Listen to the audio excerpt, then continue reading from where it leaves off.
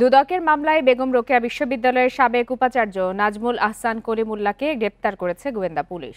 দুপুর 12টার দিকে রাজধানীর মোহাম্মদপুরের নিজ বাসা থেকে তাকে গ্রেপ্তার করা হয়।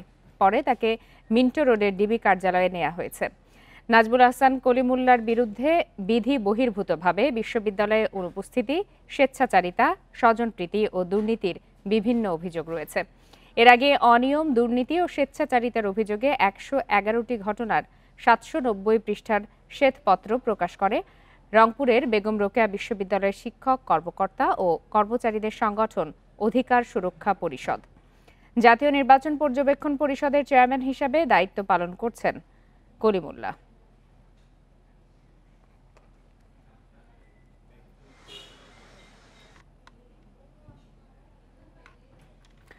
ত্রয়োদশ জাতীয় সংসদ নির্বাচন আয়োজনের বিষয়ে প্রধান উপদেষ্টার কার্যালয়ের চিঠি পেয়েছেন প্রধান নির্বাচন কমিশনার এএমএম নাসির উদ্দিন।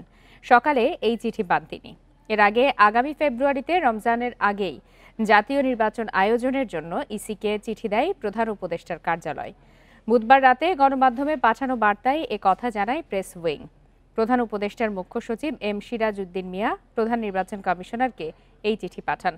বিজ্ঞপ্তিতে বলা হয়, চিঠির মাধ্যমে জাতীয় নির্বাচনের সব প্রস্তুতি শেষ করতে সরকারের আনুষ্ঠানিকতা শেষ হলো। উল্লিখিত সময়ের মধ্যে অবাধ, সুষ্ঠু ও উৎসব মুখর নির্বাচন আয়োজনে প্রয়োজনীয় সব পদক্ষেপ নেয়ার অনুরোধ জানানো হয় ইসিকে। মঙ্গলবার জাতির উদ্দেশ্যে ভাষণে এই চিঠি পাঠানো হবে বলে জানান প্রধান উপদেষ্টা অধ্যাপক মোহাম্মদ ইউনুস।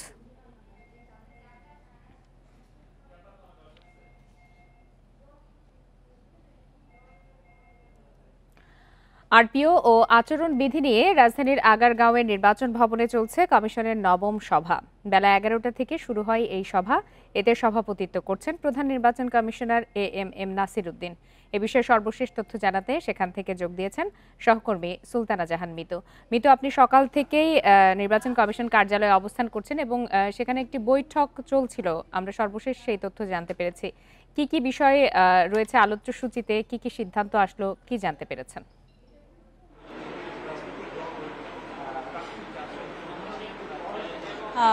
দেখুন, আরপিও এবং রাজনৈতিক দল ও প্রার্থীর আচরণ বিধিমালা দুটি অত্যন্ত গুরুত্বপূর্ণ বিষয়। এই দুইটি বিষয়কে আজকে একদিনে নির্বাচন কমিশন চূড়ান্ত করার লক্ষ্যে এই কমিশন সভায় বসেছে।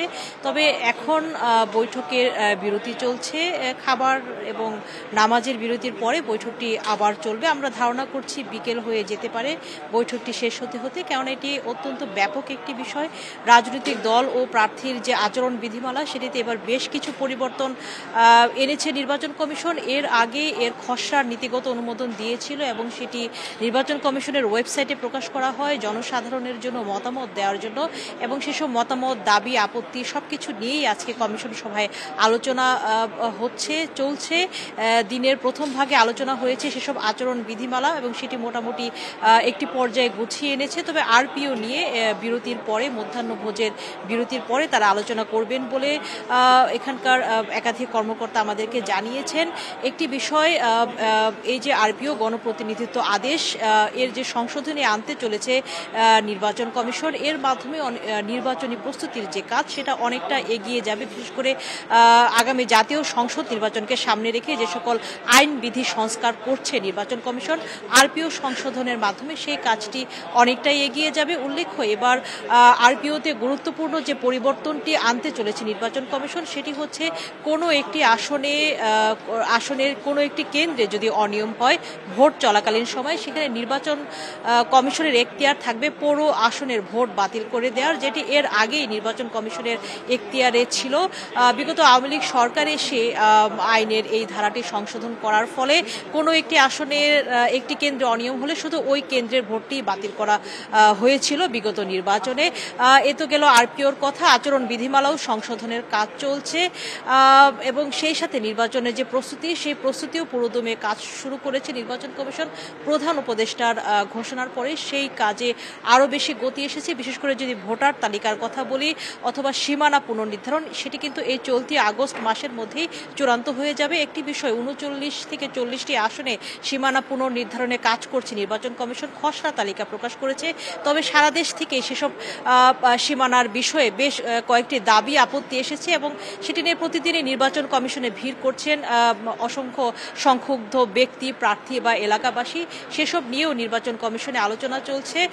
তারা চেষ্টা করছেন সকলের মতামতের ভিত্তিতে একটি গ্রহণযোগ্য সীমানা পুনর্নির্ধারণ চূড়ান্ত করতে এবং এই যে আচরণ বিধিমালা, এই আচরণ বিধিমালার মধ্যেও কয়েকটি গুরুত্বপূর্ণ বিষয় পরিবর্তন এবার থাকছে। যেমন এবার কিন্তু পোস্টার না রাখার পক্ষে ইসি, তারা চাইছে যে পরিবেশের কথা ভেবে এবং নির্বাচনী ব্যয়কে নিয়ন্ত্রণের মধ্যে রাখার জন্য তারা পোস্টার না রাখার একটি সিদ্ধান্ত নিয়েছে। তবে সেটি সবকিছু কিন্তু আজকে চূড়ান্ত হবে। আজকের বৈঠকে যদি চূড়ান্ত হয় গণপ্রতিনিধিত্ব আদেশ, তাহলে নির্বাচনী আচরণ বিধিমালাটাও চূড়ান্ত হয়ে যাবে। এরপর এটি উপদেষ্টা পরিষদের অনুমোদনের অপেক্ষা এবং সবশেষ রাষ্ট্রপতির অধ্যাদেশের মাধ্যমে আসলে কিন্তু আইন বিধিগুলো চূড়ান্ত হবে। তো আলোচনা চলছে, বৈঠক চলছে, আমাদের আসলে বিকেল নাগাদ অপেক্ষা করতে হবে চূড়ান্ত কি সিদ্ধান্ত আসে। এখন পর্যন্ত কিছু গুরুত্বপূর্ণ সিদ্ধান্ত আসার সম্ভাবনার কথা বলছেন আপনি। তথ্য সংগ্রহ করতে থাকুন, নিশ্চয়ই আমরা আপনার মাধ্যমে সেগুলো জানতে পারবো। ভোটের জন্য ইসির কাছে অন্তর্বর্তী সরকারের চিঠির অপেক্ষায় ছিল গোটা জাতি। এটি অত্যন্ত ইতিবাচক বলে মন্তব্য করেছেন বিএনপির স্থায়ী কমিটির সদস্য সালাউদ্দিন আহমেদ। সমমনা সব রাজনৈতিক দলকে নিয়েই বিএনপি ভোটে যাবে বলেও জানান তিনি। বৃহস্পতিবার গুলশানে সাংবাদিকদের সাথে আলাপকালে এসব কথা বলেন সালাউদ্দিন আহমেদ। আগামী বছরের ফেব্রুয়ারিতে ভোটের জন্য প্রস্তুতি নিচ্ছে অন্তর্বর্তী সরকার। এরই মধ্যে ইসিতে চিঠিও পাঠিয়েছে সরকার। জনগণ ও রাজনৈতিক দলের মতামতকে প্রাধান্য দিয়ে ফেব্রুয়ারিতে ভোটের আয়োজনকে ইতিবাচক হিসেবে দেখছে বিএনপি। ঐকমত্য কমিশনের সাথে আমাদের আলাপ আলোচনার মধ্য দিয়ে সংস্কার বিষয়ে, মৌলিক সংস্কার বিষয়ে মোটামুটি একটা জাতীয় ঐকমত্য সৃষ্টি হয়েছে এবং সেই জুলাই জাতীয় সনদ 2025 স্বাক্ষরের জন্য প্রস্তুত হচ্ছে। তো সুতরাং আমরাও সন্তুষ্ট। সমমনা সব দলকে নিয়ে বিএনপি ভোটে যাবে বলেও জানান সালাউদ্দিন আহমেদ। সকল রাজনৈতিক দলের সাথে আমরা আলাপ আলোচনা করতে চাই এবং এই দেশের রাজনীতিতে একটা সৌহার্দ্যপূর্ণ পারস্পরিক সৌহার্দ্যপূর্ণ অবস্থান আমরা সৃষ্টি করতে চাই, যাতে সকল রাজনৈতিক দলগুলোর মধ্যে আদর্শিক ফিলোসফিক মতপার্থক্য থাকলেও সবাই যাতে জাতীয় স্বার্থে এক জায়গায় বসতে পারি। অন্তর্বর্তী সরকার গত এক বছরে জনগণের প্রত্যাশা পূরণ করতে পারেনি বলেও মন্তব্য করেন তিনি। এই বর্ষপূর্তিতে আসলে সরকারের কার্যক্রমের মূল্যায়নের জন্য যথেষ্ট সময়, কম সময় নয়। এই হিসাবে যদি আমাকে নিরপেক্ষ এবং নির্মোহ মূল্যায়ন করতে বলেন, তাহলে আমি বলবো যে সরকারের কাছে আমরা আরো বেশি কিছু আশা করেছিলাম, এই জাতি আরো অনেক বেশি আশা করেছিল। এবারে নির্বাচন সুষ্ঠু করতে আইন শৃঙ্খলা বাহিনী প্রশাসনের পাশাপাশি জনগণ গুরুত্বপূর্ণ ভূমিকা রাখবে বলেও মনে করেন সালাউদ্দিন আহমেদ। Mahmuda Moumita, Independent News, Dhaka. সংবাদের শুরুতেই যেমনটি জানিয়েছি, দুদকের মামলায় বেগম রোকেয়া বিশ্ববিদ্যালয়ের সাবেক উপাচার্য নাজমুল আহসান কলিমুল্লাহকে গ্রেপ্তার করেছে গোয়েন্দা পুলিশ। এ বিষয়ে সর্বশেষ তথ্য জানাতে রাজধানীর মিন্টো রোডের ডিবি কার্যালয় থেকে যোগ দিয়েছেন সহকর্মী আদিলুর রহমান। আদিলুর রহমান, নাজমুল আহসান কলিমুল্লাহকে গ্রেপ্তার করে গোয়েন্দা পুলিশ কার্যালয়ে নেওয়া হয়েছে, এরপরে কি ধরনের তথ্য পাচ্ছেন, তার বিরুদ্ধে কি কি অভিযোগ আনা হয়েছে, সবকিছু বিস্তারিত জানাবেন।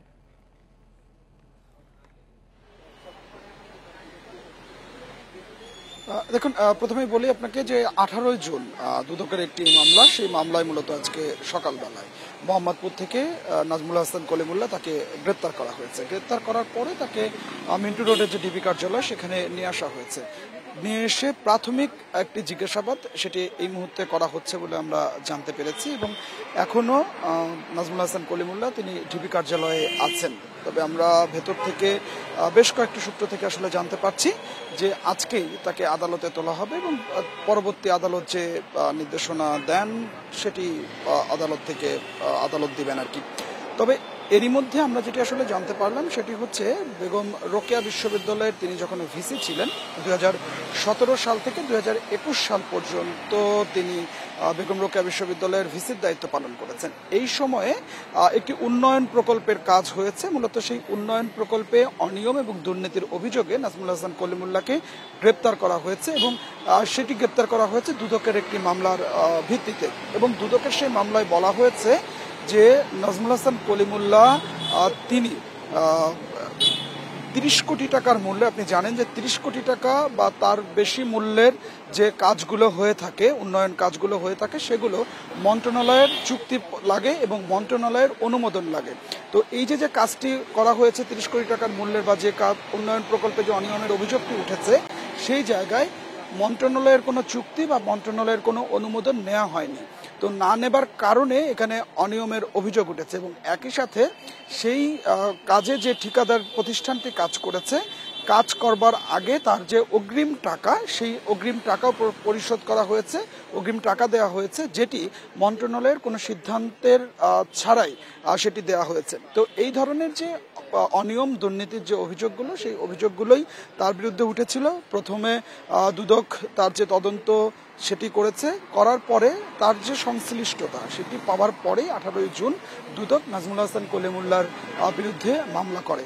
মামলার প্রেক্ষিতেই আজকে মূলত সকালবেলায় মোহাম্মদপুর থেকে নাজমুল হাসান কলিমুল্লাহকে ডিবি গ্রেপ্তার করেছে। ডিবি গ্রেপ্তার করার পরে তাকে প্রাথমিক যে জিজ্ঞাসাবাদটি, সেই জিজ্ঞাসাবাদটি করা হচ্ছে, তার কাছ থেকে আরও বেশ কিছু তথ্য নেওয়া হচ্ছে। এর পরপরই তাকে আসলে আদালতে তোলা হবে। তবে আদালতে তোলার পরে তার আসলে রিমান্ড চাওয়া হবে কিনা বা কি প্রক্রিয়াটি, সেটি আদালতে তোলার পরেই জানা যাবে।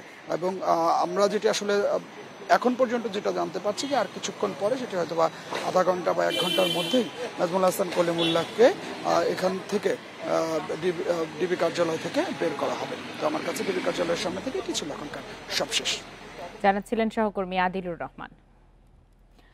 জুলাই অভ্যুত্থানে গুলিতে নিহত অজ্ঞাত 6 ব্যক্তির মরদেহ আঞ্জুমান মফিদুল ইসলামের কাছে হস্তান্তর করা হয়েছে। বেলা 12:20 দিকে সম্পন্ন হয় এই হস্তান্তর কার্যক্রম। আজ তাদের দাফন করা হবে জুরাইন কবরস্থানে। মরদেহগুলো 1 বছর ধরে রাখা ছিল ঢাকা মেডিকেলের মর্গে। এ নিয়ে ডিএমপির যুগ্ম পুলিশ কমিশনার ফারুক আহমেদ বলেন, অজ্ঞাত মরদেহগুলো গত বছরের 7 জুলাই থেকে 14 জুলাইয়ের মধ্যে ঢাকা মেডিকেলে আসে। এদের মধ্যে 1 নারী ও 5 পুরুষ। প্রতিটি মরদেহে আঘাতের চিহ্ন রয়েছে। মরদেহগুলোর মধ্যে 3টি যাত্রাবাড়ি থানার, 1টি পল্টন ও 2টি শাহবাগ থানার। দীর্ঘদিন ধরে তাদের পরিচয় শনাক্তে নানাভাবে চেষ্টা করা হয়, তবে কেউ তাদের শনাক্ত করেনি। মরদেহগুলো নিতেও আসেনি।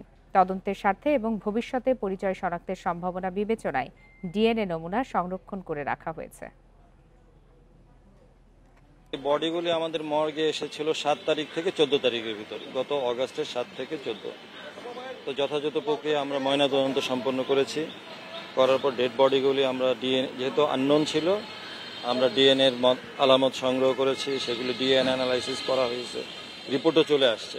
আমরা আদালতে শরণাপন্ন হয়েছি, আমরা আদালতকে অবহিত করেছি। আদালতের আদেশের প্রেক্ষিতেই আজকে এই লাশগুলো আমরা আঞ্জুমান মফিদুলকে হস্তান্তর করছি।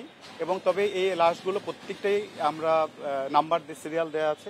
এগুলো যেখানে কবরস্থ করা হবে সেখানে এগুলোর সিরিয়াল থাকবে, প্ল্যাকার্ড থাকবে।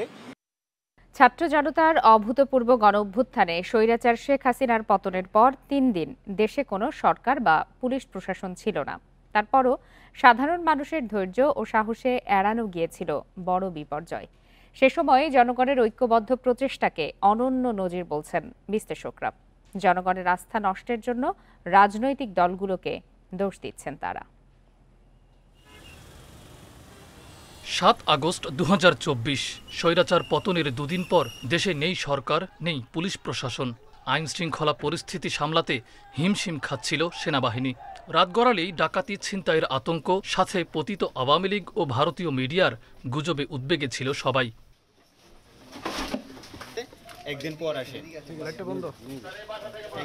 তবে সাধারণ মানুষের অসীম ধৈর্য, পরস্পরকে সহায়তার মানসিকতা আর সাহসে ভর করেই বড় বিপর্যয় এড়ায় বাংলাদেশ। গত বছরের ওই সময়টিকে প্রকৃতির রাজ্য হিসেবে বর্ণনা করছেন রাজনৈতিক বিশ্লেষক মাহবুবুর রহমান। কোনো আইনি কাঠামো না থাকলেও জনগণ আইনের প্রতি যে শ্রদ্ধা দেখিয়েছেন তা বিরল ঘটনা বলছেন তিনি।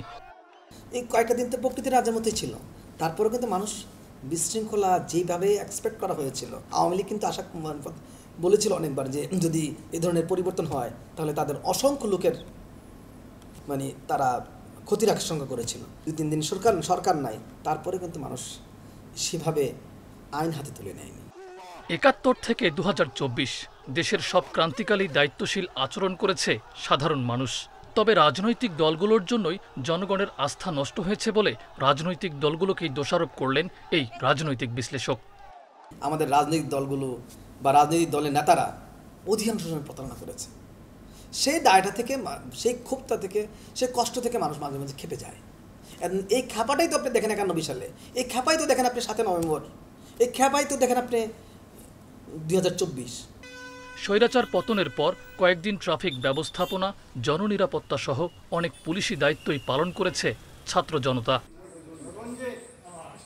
মাহফুজুর রহমান মিলন, ইন্ডিপেন্ডেন্ট নিউজ, ঢাকা। আপনারা আছেন বিরতিহীন সংবাদ দুপুরে। সংবাদে আরও যা থাকছে। জ্বর কমলেও ডেঙ্গু রোগীর বিশেষ যত্নের তাগিদ। চোখে রক্ত জমা, রক্ত বমির উপসর্গ দেখলেই হাসপাতালে নেয়ার পরামর্শ।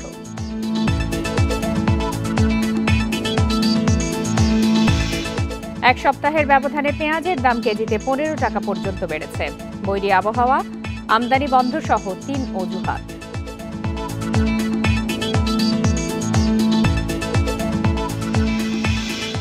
টানা বৃষ্টির কারণে চট্টগ্রামের অক্সিজেন 2 নম্বর গেট সড়কে শীতল খালের ওপর কালভার্ট ধসে পড়েছে।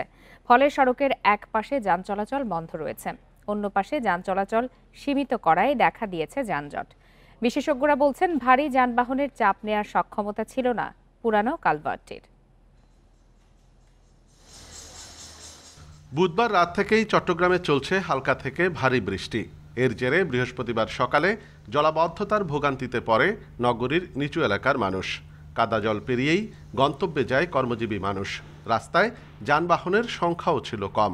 আমি আসছি প্রায় 7টা বাজে, তখন এই কুমোর সমান পানি ছিল এখানে, বদ্দারহাট দিয়ে এখান পর্যন্ত, কাতালগঞ্জ পর্যন্ত। বিগত বছরের তুলনায় এবছর একটু কম, তবে সেটা আরও একটু বেটার, আরও সিটি কর্পোরেশনে ভালো মতো মনোযোগ দিয়ে আরও ড্রেনগুলো যদি নিয়মিত পরিষ্কার করা হয়, তাহলে সামনের দিকে আরও ভালোভাবে আমরা বসবাস করতে পারবো। 2 নম্বর গেট থেকে অক্সিজেনমুখী বাইজিদ বুস্তামি সড়কে শীতল ঝর্ণা খালে পানির তীব্র স্রোতের কারণে ভেঙে যায় কালভার্ট। বন্ধ হয়ে যায় সড়কটির একপাশে যান চলাচল। পুরনো কালভার্টটি ভারী গাড়ি চলাচলের উপযোগী ছিল না বলছেন বিশেষজ্ঞরা। এছাড়া জলাবদ্ধতা নিরসন প্রকল্পের আওতায় খাল থেকে মাটি সরানোর ফলেও নড়বড়ে হয়ে যায় কালভার্টের ভিত। বারবার বিটুমিন করতে করতে 1-1.5 ফিট বিটুমিন লেয়ারই হয়ে গেছে। তার মানে এই রাস্তাটা এত ব্যস্তও ছিল না, এত ভারী যানবাহন চলার কথা ছিল না, এবং সেইভাবে ব্রিজটি ডিজাইন করা হয় নাই। বাজেট ঘাটতির কথা উল্লেখ করে মেয়র জানান, কালভার্ট সারাতে কমপক্ষে 1 থেকে 1.5 মাস সময় লাগবে। এই সরকারের আমলে যে পরিমাণ বাজেট পাওয়ার কথা ছিল, আমরা এই বাজেটটাও পাচ্ছি না। কিন্তু তারপরে এখন অতি দ্রুত আমরা আমাদের যেটা জনগণের যে ট্যাক্সগুলো নিচ্ছি, সেখান থেকে আমরা ধরেন এখানে প্রায় 9 কোটি টাকা খরচ আছে। এটা আমি দ্রুত এই পাশটা এখন করে দেবো, ওই পাশটা আমাদের করতে হবে পরে। সড়কটির অন্য পাশ দিয়ে ঝুঁকি নিয়ে চলছে যানবাহন। এদিকে চট্টগ্রামে আগামী 24 ঘন্টায় ভারী বৃষ্টিপাতের পূর্বাভাস দেয়া হয়েছে। অনুপম শীল, ইন্ডিপেন্ডেন্ট নিউজ, চট্টগ্রাম। চট্টগ্রামে রাত থেকে হালকা বৃষ্টিতে অনেক এলাকায় জলাবদ্ধতা দেখা দিয়েছে। এ বিষয়ে সবশেষ তথ্য জানাতে চট্টগ্রাম থেকে যোগ দিয়েছেন সহকর্মী অনুপম শীল। অনুপম, ভারী বৃষ্টি বা হালকা বৃষ্টি যেটি হোক না কেন, চট্টগ্রামে জলাবদ্ধতা একটি নিয়মিত ঘটনা। এত কিছুর পরেও কেন এই সমস্যা থেকে সমাধান করা যাচ্ছে না বা স্থায়ী কোনো সমাধানে আসা যাচ্ছে না? এর সাথে তো এবার আরও কালভার্ট ভেঙে যাওয়ার ভোগান্তি যুক্ত হয়েছে। কালভার্ট ভেঙে যাওয়ার ঘটনাটি বা বর্তমান অবস্থা একটু দেখাতে চাই। ইতোমধ্যে কিন্তু এই সড়কে অত্যন্ত বলা যায় যে ব্যস্ত একটি সড়ক, এবং এই ব্যস্ত সড়কটির একটি অংশ ভেঙে পড়ায় স্বভাবতই অন্য অংশ দিয়ে গাড়ি চলাচল করতে হচ্ছে এবং গাড়ির চাপ বেড়েছে। এবং সময় যত গড়াচ্ছে আমরা দেখছি যে পাশটি এখনও ঠিক আছে, সেখানেও কিন্তু একটি ঝুঁকি তৈরি হয়েছে। চট্টগ্রাম সিটি কর্পোরেশন ইতোমধ্যে এখানে কাজ শুরু করেছেন। তারা এখানে যাতে ভিন্ন একটি ডাইভারশন রোড করে দেওয়ার চেষ্টা করছেন, যাতে যানবাহনগুলো অতি সহজে এই এলাকাটি পার হতে পারে, এবং সেজন্য এখানে ল্যাম্প পোস্ট এবং মাঝখানে যে রোড ডিভাইডার আছে সেইগুলো সরানোর কাজ ইতোমধ্যে শুরু হয়েছে। চট্টগ্রাম সিটি মেয়র আজকে সকালে এই জায়গাটি পরিদর্শন করেছিলেন। তিনি বলেছেন যে তার বাজেটের ঘাটতি আছে এবং এই একটি অংশ করতেই প্রায় 9 কোটি টাকার মতো তারা প্রাথমিকভাবে ধারণা করছেন এখানে খরচ হতে পারে। সেই টাকাটিও আসলে এই মুহূর্তে যে বরাদ্দ সেটি পাওয়া যাচ্ছে না স্থানীয় সরকার মন্ত্রণালয় থেকে। সেজন্য তারা আপাতত এটি নিজেদের অর্থায়নই করার চেষ্টা করছেন, এবং চট্টগ্রাম সিটি কর্পোরেশন এরকম আরও অন্তত 1/2 শতাধিক ব্রিজ কালভার্ট আছে যেগুলো আসলে বেশ পুরনো এবং এই কালভার্টগুলো ঠিক করা অতি জরুরি দরকার বলে তারা মনে করছেন। তো আর বৃষ্টির ব্যাপারে যদি বলি, এখন এই চলতি বছর আমরা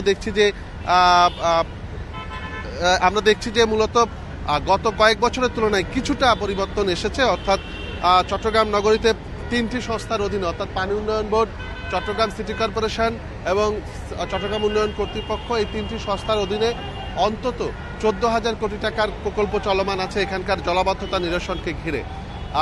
কিন্তু আমরা দেখছি যে কয়েক ঘন্টা বৃষ্টি বা ঘন্টাখানেক বৃষ্টি হলেই নগরীর নিচু এলাকাগুলো পানিতে ডুবে যাচ্ছে এবং সেক্ষেত্রে জোয়ারের পানি যদি যুক্ত হয়, অর্থাৎ কর্ণফুলী নদীতে যদি জোয়ার থাকে, এই সমস্যা বা ভোগান্তি আরও বাড়ছে। তো সিটি মেয়র বলছেন যে তারা চেষ্টা করছেন, চলতি বছর কিছুটা কমিয়ে আনার চেষ্টা করেছেন এবং কিছুটা কমে এসেছেও।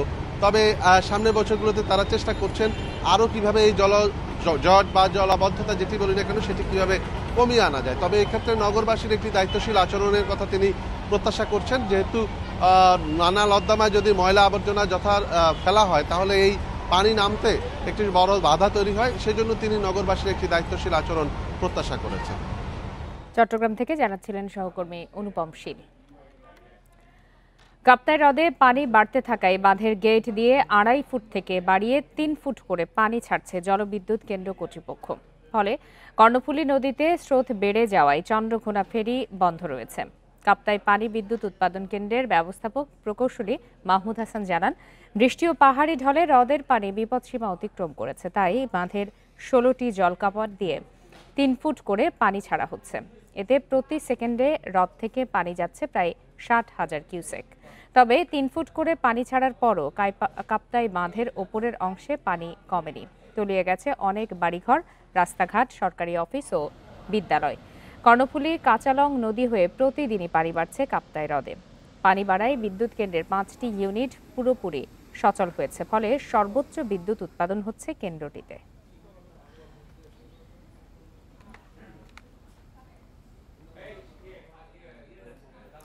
এদিকে কাপ্তাই হ্রদের পানি বৃদ্ধি পাওয়ায় প্লাবিত হয়েছে খাগড়াছড়ির মহালছড়ির সিলেটি পাড়া সহ বেশ কিছু গ্রাম। এছাড়া সড়ক ডুবে যাওয়ায় মুবাছড়ি ইউনিয়নের সাথে যানবাহন চলাচল বন্ধ হয়ে গেছে।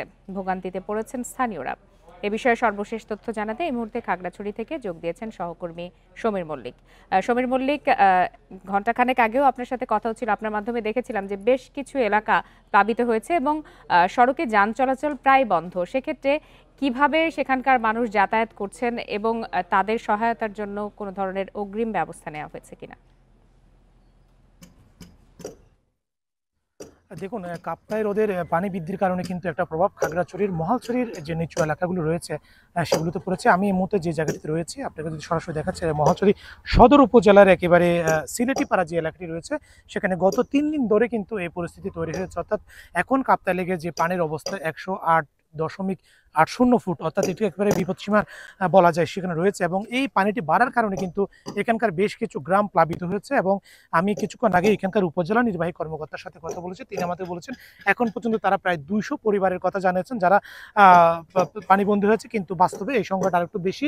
এবং আমরা দেখছি এখানে সিলেটিপাড়া এবং চট্টগ্রাম পাড়া একই পাশে, এখানে চেঙ্গি নদী তীরবর্তী যে ব্রিজ পাড়া রয়েছে, অর্থাৎ চেঙ্গি তীরবর্তী যে সমস্ত গ্রামগুলো রয়েছে সেগুলো কিন্তু প্লাবিত হয়েছে। এবং এটা একটা আসলে দীর্ঘস্থায়ী একটা জলাবদ্ধতার মধ্যে মানুষ পড়ে গেছে এই পানি বৃদ্ধি হওয়ার কারণে। এবং এই যে পানি কমার যে কোনো ধরনের লক্ষণ কিন্তু এখন পর্যন্ত দেখা যাচ্ছে না। আমরা যে অবস্থাটা দেখেছি এখানে কিন্তু এখন বর্তমানে পানিটা স্থিতি অবস্থায় রয়েছে। এখানে গ্রামের মধ্যে যে এখানে মহালছড়ির সাথে একটা ইউনিয়নের যে সড়ক যোগাযোগ মুবাছড়ির সেটি বন্ধ রয়েছে। গত কাল থেকে কিন্তু সেখানে পানি উঠতে শুরু করেছে এবং সড়কের আমরা দেখেছি অন্তত 3 থেকে 4টি জায়গায় সড়ক কিন্তু ডুবে গেছে, যে কারণে সেখানে যান চলাচল বন্ধ রয়েছে। এবং স্থানীয় বাসিন্দাদের পাশাপাশি এখন এইচএসসি পরীক্ষা তো চলছে, আমরা সেখানে কয়েকজন পরীক্ষার্থীর সাথে কথা বলেছি, তারাও বলছে যে আসলে সড়ক ডুবে যাবে, তাদের ভোগান্তি তৈরি হয়েছে। এবং সেখানে আমরা দেখেছি অনেকে নৌকায় করে পারাপার করছে। তবে এই সড়কটি দীর্ঘদিন ধরে তারা বলেছে যে যেহেতু এটা প্রতি বছরই প্রায় সময় ডুবে পানি বাড়ার সাথে সাথে,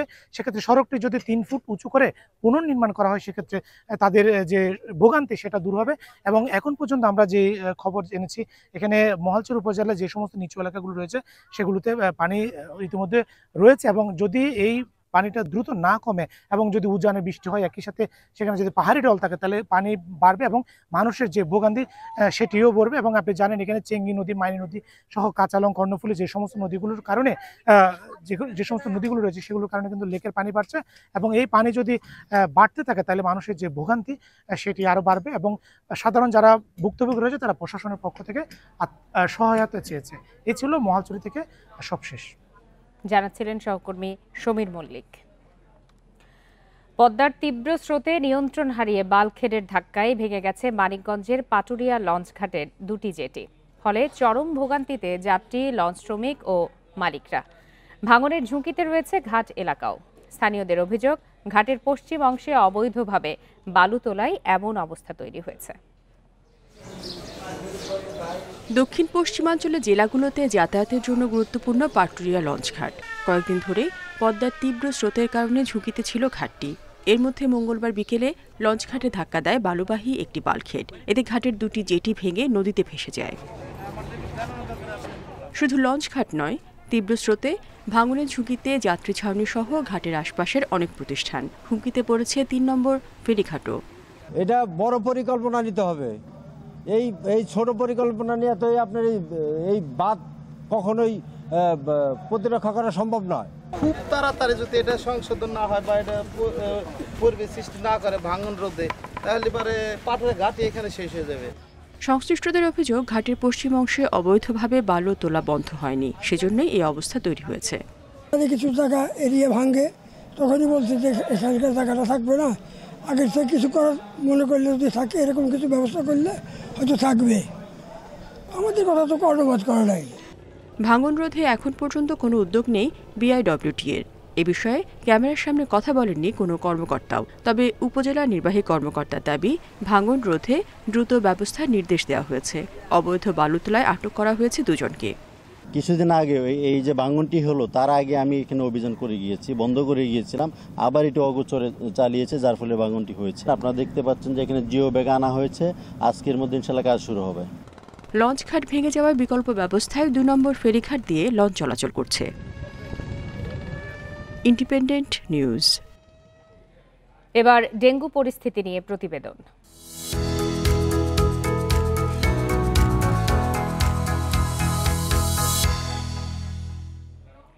জ্বর কমে গেলেও ডেঙ্গু আক্রান্তদের যত্নে রাখার তাগিদ দিয়েছেন চিকিৎসকরা। তারা বলছেন, জ্বর কমার পরই বেশিরভাগ রোগীর প্লাটিলেট কাউন্ট কমে রক্তক্ষরণের ঝুঁকি সহ নানা শারীরিক জটিলতা শুরু হয়। চোখে রক্ত জমাট, রক্ত বমি সহ উপসর্গ দেখা দিলেই হাসপাতালে নেয়ার পরামর্শ দিয়েছেন চিকিৎসকরা। ডেঙ্গুর প্রকোপ বেড়েছে। মহাখালীর ডিএনসিসি হাসপাতালের ডেঙ্গু ওয়ার্ডে চিকিৎসা নিতে আসা রোগীদের অনেকেই বলছেন, জ্বর ছেড়ে যাওয়ার পর রক্ত বমি, প্লাটিলেট কমে যাওয়া সহ শারীরিক নানা জটিলতা শুরু হয়েছে। এই পরিস্থিতিতে চিকিৎসকরা বলছেন, ডেঙ্গু ভাইরাস লিভার, কিডনি, ফুসফুস সহ বিভিন্ন অঙ্গে প্রদাহ তৈরি করে। তাই জ্বর কমে গেলেও থাকতে হবে সতর্ক। পেশেন্ট যদি অজ্ঞান হয়ে যায় এবং কন্টিনিউয়াসলি যদি ভমিট করতে থাকে বা বমি করতে থাকে, তখন কিন্তু ধরে নেওয়া যায় যে এটা একটা ক্রিটিক্যাল পর্যায়ে যাচ্ছে। তো জ্বর ছেড়ে গেলেও এই সিমটমগুলো যদি পাওয়া যায় তাহলে অবশ্যই তাকে হসপিটালে ইমিডিয়েটলি ভর্তি করতে হবে। প্লাটিলেট কাউন্ট কমে যাওয়ার পাশাপাশি রক্তনালীরও ক্ষতি করতে পারে ডেঙ্গুর ভাইরাস। এ কারণে জ্বর কমে গেলেও বয়স্ক এবং অন্য রোগে আক্রান্তদের বিশেষ যত্ন নেওয়ার পরামর্শ বিশেষজ্ঞদের। নিঃশ্বাস নিতে কষ্ট হয়, ওনার যদি পেটটা ফুলে ওঠে, পেটটা ভারী হয়ে যায়, পেটের মধ্যে ডায়রিয়া বেশি হয়, পেটে যদি ব্যথা করতে শুরু করে, ডেঙ্গু শক সিনড্রোম অথবা ডেঙ্গু হিমোরেজিক ফিভারের ব্যাপারে আমাদের যথাযথ ব্যবস্থা নেওয়া লাগবে। ডেঙ্গু পরবর্তী জটিলতা নিয়ে ডিএনসিসি হাসপাতালে অধিকাংশ রোগী এসেছে ঢাকার বাইরের বিভিন্ন হাসপাতাল থেকে। নুরসেলিনা শিউলি, ইন্ডিপেন্ডেন্ট নিউজ, ঢাকা। থাইরয়েড ক্যান্সারের অস্ত্রোপচারের পর অবশিষ্ট ক্যান্সার কোষ ধ্বংসে কার্যকর তেজস্ক্রিয় আয়োডিন পাচ্ছে না ভুক্তভোগী রোগীরা। প্রায় 6 মাসেরও বেশি সময় অচল অবস্থা তৈরি হলেও জীবন রক্ষাকারী এই উপাদানটির সরবরাহ বন্ধ। ক্যান্সার ছড়িয়ে পড়ার শঙ্কায় রোগীরা এক হাসপাতাল থেকে অন্য হাসপাতালে ঘুরলেও কবে নাগাদ এর সরবরাহ শুরু হবে তারও কোনো সদুত্তর নেই বাংলাদেশ পরমাণু শক্তি কমিশনের কর্মকর্তাদের কাছে। ফরিদপুরের কৃষক শহীদ মল্লিকের থাইরয়েড ক্যান্সার ১.৫ মাস আগে অপারেশন হয়েছে। তবে এখন পরমাণু শক্তি কমিশন পরিচালিত নিউক্লিয়ার মেডিসিন সেন্টারগুলোতে ঘুরছেন তিনি। পাচ্ছেন না রেডিও আয়োডিন থেরাপির ঔষধ। আমি আসছি ফরিদপুর থেকে, আমি তো আমার ক্যাপসুল লাগবে, ক্যাপসুল তো নাই, এখন ক্যাপসুল আমদার করতেছি, নাই এখানে নাই, কোথায় পাবো? অপারেশন হওয়ার পরের দিন থেকেই, রিলিজ পাওয়ার পরের দিন থেকে যোগাযোগ করতেছি, বলতেছে নাই নাই নাই। তো অনেক দিন যাবৎ ঘুরতেছি আমরা এই ক্যাপসুলটার জন্য, এখন অনেক অসুস্থ দিন যাচ্ছে, অসুস্থ বাড়তেছে। তেজস্ক্রিয় আয়োডিনের এ ঔষধ রাজধানীর 5টি নিউক্লিয়ার মেডিসিন সেন্টারের কোনোটিতেই নেই। এছাড়া চট্টগ্রাম, খুলনা, রাজশাহী সহ বিভিন্ন শহরে 23টি সেন্টারের বেশিরভাগেই এটি শেষ হয়ে গেছে। এতে দিশেহারা থাইরয়েড ক্যান্সারের রোগী ও স্বজনরা। একবার নিচে 6 মাসের ভিতরে আবার নিতে হচ্ছে, 1 বছরের ভিতরে 3 বার নিতে হচ্ছে। এটা তো ড্যামেজ, টিস্যু ড্যামেজের উপর ডিপেন্ড করে। তো এই আমাদের পুরানো রুগীও আছে, নতুন রুগীও আছে, এর ভিতরে এই রুগীগুলো সব সাফার করে। আমাদের ক্যাপসুলটা 6 মাস যাবত আসতেছে না আর কি, এই জন্য রুগী অনেক জমে গেছে, প্রায় 150-200 এরকম রুগী জমাট আছে। ঢাকা মেডিকেল, পিজি হাসপাতাল, কক্সবাজার, যেতে কক্সবাজারের কর্মসূত্রে আমার যেতে হয়, কক্সবাজার, মিটফোর্ড, এই সবগুলোতে কোনো জায়গাতেই এটা নেই। এখন আমরা আসলে একটা অনিশ্চিত জীবনের দিকে চলে যাচ্ছি। সার্জারির পরও অতি ক্ষুদ্র ক্যান্সার কোষ থাইরয়েড গ্রন্থিতে রয়ে যেতে পারে। এগুলো ধ্বংস করতে এবং পুনরায় ক্যান্সার হলে রেডিও আয়োডিন থেরাপি দেয়া হয়। যথাসময়ে এ থেরাপি না পেলে রোগীর অবস্থা সংকটাপন্ন হতে পারে বলে জানান বিশেষজ্ঞ চিকিৎসক। অপারেশনের পরে একদম ছোট ছোট জিনিস কিন্তু খালি চোখে দেখা যায় না। ইভেন আমরা যে অপারেশনের সময় লুপ ব্যবহার করি তাতেও দেখা যায় না। এই জন্য যদি কোনো আনুবীক্ষণিক কোনো কিছু যদি থেকে থাকে, ওটাকে রেডিও আয়োডিন বা রেডিও আইসোটোপ ওটাকে টোটালি মেরে ফেলে। প্রায় 6 মাস ধরে ঔষধটির আমদানি নেই। একমাত্র আমদানিকারক পরমাণু শক্তি কমিশন। এ সংকটের শেষ কবে তা জানতে কয়েকদিন যোগাযোগের চেষ্টা করেও দায়িত্বপ্রাপ্ত কোনো কর্মকর্তার বক্তব্য পাওয়া যায়নি। Buddhadeb Kundu, Independent News, Dhaka. বৈরী আবহাওয়া, আমদানি বন্ধ আর সরবরাহ কম, এই 3 কারণে বাড়ছে পেঁয়াজের দাম। মাত্র 1 সপ্তাহের ব্যবধানে পেঁয়াজের দাম বেড়েছে 15 টাকা বা 24% পর্যন্ত। চড়া দামে ভোগান্তিতে পড়ছেন ক্রেতারা। বাজার নিয়ন্ত্রণে কার্যকর তদারকির দাবি ভোক্তাদের।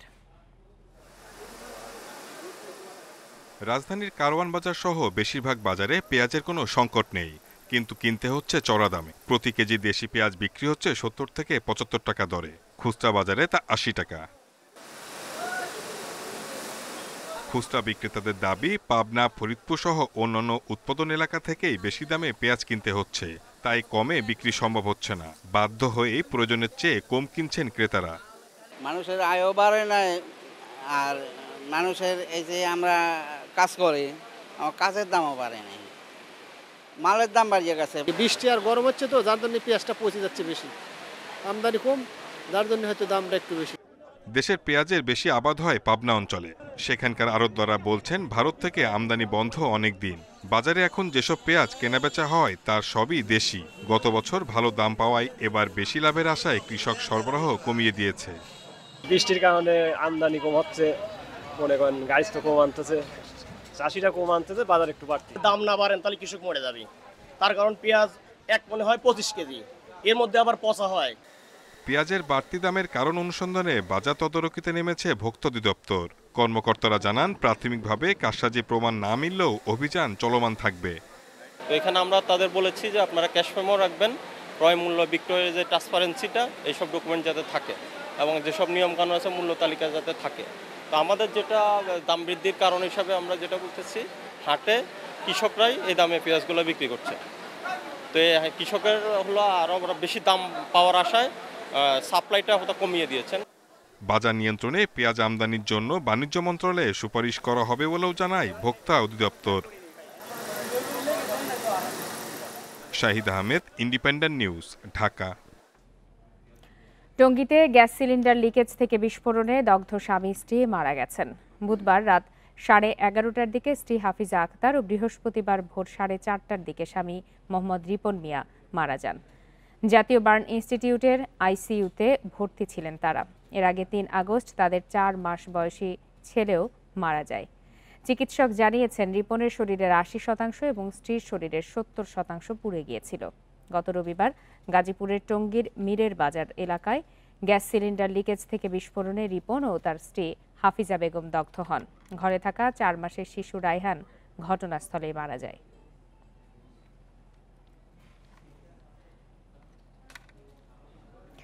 কুয়াকাটা সমুদ্র সৈকতে ভেসে এসেছে একটি মাছ ধরা ট্রলার ও এক জেলের মরদেহ। সকালে ট্যুরিজম পার্ক সংলগ্ন সৈকতে ট্রলারটি ভেসে আসে। মরদেহটি নিখোঁজ জেলে ইদ্রিস হাওলাদারের বলে নিশ্চিত করেছে পরিবারের সদস্যরা।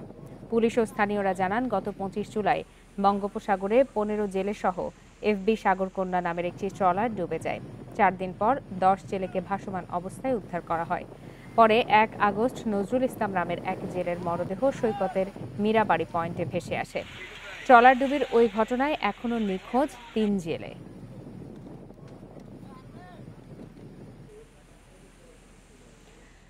টাঙ্গাইলের ধনবাড়িতে পিকআপ ভ্যান ও মোটরসাইকেলের সংঘর্ষে 3 জন নিহত হয়েছেন। এ ঘটনায় আহত আরও 1 জন। ভোরে উপজেলার বিলাসপুর বটতলা এলাকায় এই দুর্ঘটনা ঘটে। নিহতরা হলেন জামালপুর সদর উপজেলার আল আমিন, স্বপন মিয়া ও জুয়েল।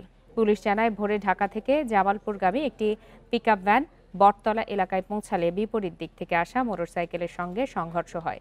এতে ঘটনাস্থলে মোটরসাইকেলের 2 আরোহী ও পিকআপ ভ্যানটির চালক নিহত হন।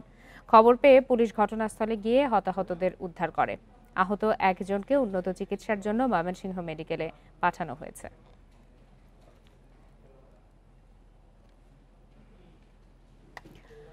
অর্থ পাচার মামলায় 10 বছরের সাজা থেকে ঠিকাদার ও সাবেক যুবলীগ নেতা জিকে শামীমকে খালাস দিয়েছে হাইকোর্ট। দুপুরে বিচারপতি ASM আব্দুল মবিনের নেতৃত্বাধীন হাইকোর্ট বেঞ্চ এই রায় দেন। 2019 সালে চাঁদাবাজি ও টেন্ডার কারসাজির অভিযোগে জিকে শামীমকে গ্রেপ্তার করে র্যাব। পরের বছর অর্থ পাচার মামলায় শামীম ও তার 7 দেহরক্ষীর বিরুদ্ধে চার্জশিট দেয় সিআইডি। 2023 সালে অর্থ পাচার আইনের মামলায় জিকে শামীমকে 10 বছর কারাদণ্ড দেয় আদালত। এছাড়া তার 7 দেহরক্ষীকে 4 বছর করে কারাদণ্ড দেয়া হয়। ঢাকার বিশেষ জজ আদালত 10-এর বিচারক মোহাম্মদ নজরুল ইসলাম এই রায় ঘোষণা করেন। পাশাপাশি তাদের 3,83 লাখ টাকা জরিমানা করা হয়। রায় ঘোষণার পর সাজা পরোয়ানা দিয়ে তাদের কারাগারে পাঠানো হয়।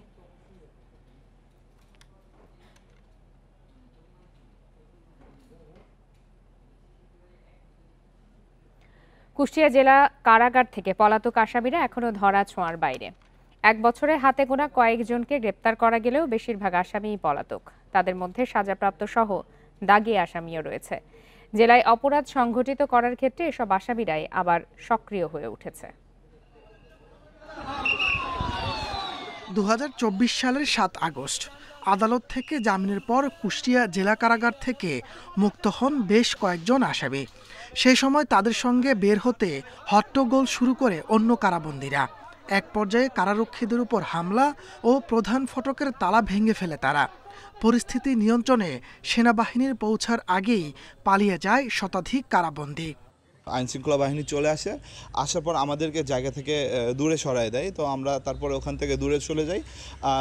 বাইরে পরে আমরা জানতে পারি যে জেলের তালা ভেঙে অনেক কয়েদি পালিয়ে গেছে। পলাতক বেশিরভাগ কারাবন্দী এখনও ধরাছোঁয়ার বাইরে। জেলায় প্রতিনিয়ত নানা অপরাধ সংগঠিত করার ক্ষেত্রে এসব আসামিরা সক্রিয় হয়ে উঠেছে।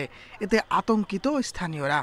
এটা গ্রেপ্তার করা উচিত, তা না হলে আইনের শাসন প্রতিষ্ঠায় বিঘ্ন ঘটবে এবং আজকে যারা বাইরে আছেন যারা খুবই সিরিয়াস বা হিনিয়াস প্রকৃতির, তারা আরও বড় ধরনের কোনো কর্মকাণ্ড করতে পারে। জেল থেকে পলাতক আসামিদের মধ্যে কতজনকে গ্রেপ্তার সম্ভব হয়েছে সে কোনো তথ্য দিতে চাননি জেল সুপার। এটা বিভিন্ন বাহিনী কাজ করতেছে। ডিএসপির কাছ থেকে নিতে পারেন, ডিজিএফআই নিতে পারেন, সবচেয়ে ভালো হবে ডিএসপির কাছ থেকে নিন। তবে পুলিশ কর্মকর্তারা বলছেন, পলাতকদের মধ্যে কয়েকজনকে আটক করা গেলেও বেশিরভাগ আসামিকেই খুঁজে পাওয়া যাচ্ছে না। কন্টিনিউয়াসলি তাদের খোঁজ করতেছি, আমরা অপারেশন করতেছি, কিন্তু এখনো তারা এই আমাদের হাতে এখনো ধরা পড়ে না। এটা অবশ্যই আমরা সিরিয়াসলি নিয়েছি, সেই অনুযায়ী কাজ করতেছি। জেল পলাতক আসামিদের গ্রেপ্তারে আইন শৃঙ্খলা বাহিনীকে আরও কঠোর হওয়ার দাবি জানিয়েছেন কুষ্টিয়াবাসী। Independent news. সিলেটের পর্যটন কেন্দ্রগুলোতে ঘটছে একের পর এক মৃত্যুর ঘটনা। এক দশকে বিভিন্ন স্পটে প্রাণ হারিয়েছেন ৩৩ জন। পর্যটকদের অভিযোগ, তাদের নিরাপত্তায় কোথাও নেই কার্যকর কোনো উদ্যোগ। তবে মৃত্যু কমাতে লাইফ জ্যাকেট সরবরাহ ও স্বেচ্ছাসেবকের সংখ্যা বাড়ানোর কথা ভাবছে জেলা প্রশাসন। প্রাকৃতিক সৌন্দর্যের লীলাভূমি সিলেট। প্রতি বছর বিভিন্ন এলাকা থেকে সবুজ পাহাড়, ঝর্ণা আর নদীর টানে ছুটে যান পর্যটকরা, কিন্তু এই সৌন্দর্যের মাঝে ছড়িয়ে আছে মৃত্যুর ফাঁদ। গত এক দশকে বিভিন্ন পর্যটন কেন্দ্রে মারা গেছেন অন্তত ৩৩ পর্যটক। পর্যটকদের অভিযোগ, পর্যটন কেন্দ্রগুলোতে নেই পর্যাপ্ত নিরাপত্তা ব্যবস্থা। বিপদে পড়লেও পাওয়া যায় না নিরাপত্তা কর্মী, নির্দেশনা বা উদ্ধারকারী দলকে। গাছাড়া ভাবের মতো প্রশাসনের চলাফেরা এবং ভলেন্টিয়ার্স নাই, যে যার মতো করে চলতেছে। কোথাও কোথাও আমরা হয়তো সাইনবোর্ড দেখতে পাই, তাও একদমই নগণ্য, সীমিত। তারপরে তাদের কোনো ভলেন্টিয়ার আমি দেখি নাই, যারা হচ্ছে পর্যটক যারা পানিতে পড়ে যাবে তাদেরকে তাৎক্ষণিক উদ্ধার করার জন্য বা বাঁচানোর জন্য যে একটা ব্যবস্থা, এটা আমার চোখে পড়ে না। ট্যুরিস্ট পুলিশের দাবি, শুধু নিরাপত্তার অভাব নয়, পর্যটকদের অসচেতনতায় বাড়ছে হতাহতের সংখ্যা। টুরিস্ট যারা আসবে তারা যেন একটু নিয়মটা মানে। আমরা তো মাইকিং করতেছি, আমরা হেলার দিয়ে কথা বলতেছি, আমরা লিফলেট বিলি করতেছি, তো সেখানে আইনটা আমাকে মানতে হবে। আইনটা যদি আমরা মেনে চলতে পারি, আমি বিশ্বাস করি যে আমাদের দুর্ঘটনাটা কিছুটা কম হবে। জেলা প্রশাসক বলছে, প্রতিটি স্পটে নির্দেশনা টানানো রয়েছে, পাশাপাশি ট্যুরিস্ট পুলিশ ও স্বেচ্ছাসেবীরাও থাকছে সব সময়। যারা নৌ ভ্রমণ করেন তাদের জন্য লাইফ জ্যাকেটের ব্যবস্থা থাকে, সেটা আমরা বলেছি এবং অনেক জায়গায় রয়েছে, কিন্তু সংখ্যাটা হয়তো সবার কাছে নেই। সবাই যাতে লাইফ জ্যাকেট ব্যবহার করা বাধ্যতামূলক করে সেই ব্যবস্থা করেছি। সিলেটের বিভিন্ন স্থানে প্রতি বছর ঘুরতে যান ৫ লাখের বেশি পর্যটক। তাদের নিরাপত্তায় প্রশাসনকে আরও কার্যকর পদক্ষেপ নেওয়ার দাবি তাদের। Independent news. এরই সাথে শেষ করছি আজকের বিরতিহীন সংবাদ দুপুর। ইন্ডিপেন্ডেন্ট টেলিভিশনের সব খবরে আরও বিস্তারিত জানতে চোখ রাখুন ফেসবুক, ইউটিউব আর এক্সে। ধন্যবাদ সবাইকে।